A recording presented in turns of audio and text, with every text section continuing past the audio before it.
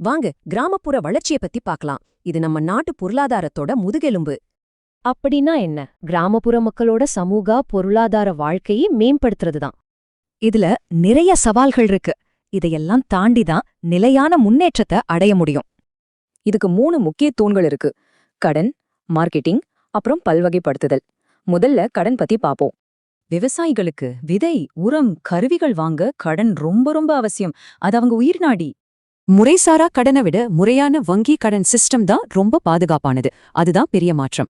சுய உதவிக்குழுக்களோட நுண்கடன் குறிப்பா பெண்களுக்கு பெரிய பலம் கொடுக்குது. இது ஒரு நல்ல உதாரணம். சரி, கடன் கிடைச்சாச்சு. அடுத்தது விளைஞ்ச பொருளை எப்படி சரியா சந்தைக்கு கொண்டு போறது? விவசாய மார்க்கெட்டிங்னா பொருளை சேமிச்சு பேக் பண்ணி நுகர்வோர்கிட்ட கொண்டு சேர்க்கிற முழு ப்ராசஸும் தான். விவசாயிக்கு பண்ணையிலிருந்து மார்க்கெட் போற வரைக்கும் ஒவ்வொரு படியிலையும் செலவும் ரிஸ்க்கும் ஜாஸ்தி. இந்த சிஸ்டம்ல இருக்கிற பிரச்சனைகள்னால விவசாயிகளோட வருமானம் ரொம்பவே பாதிக்குது.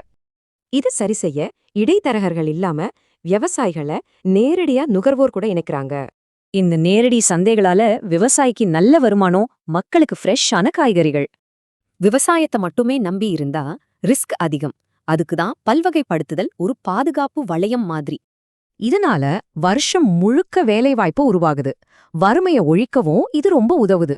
அதாவது விவசாயம் மட்டும் இல்லாம கால்நடை வளர்ப்பு, மீன் வளம், தோட்டக்கலைன்னு பல தொழில்கள் பண்றது.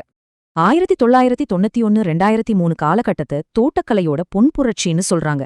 இந்தியா அப்போ உலகத்துக்கே லீடர். இப்போ இந்த 3 தூண்களையும் ஒன்னா சேர்க்கிற ஒரு சக்தி இருக்கு. அதுதான் கூட்டுறவு சங்கங்கள். கூட்டுறவு சங்கங்கள் விவசாயிகளுக்கு கடன் முதல் சந்தைப்படுத்துதல் வரை எல்லாத்துக்கும் உதவி பண்றாங்க. பாத்தீங்களா? கடன், மார்க்கெட்டிங், பல்வகைப்படுத்துதல், இது 3 ஒன்னோட ஒன்னு இணைஞ்சிருக்கு. முன்னேற்றம் இருக்கு. ஆனா டெக்னாலஜி மூலமா இதையெல்லாம் அடுத்த கட்டத்துக்கு எப்படி கொண்டு போக போறோம்?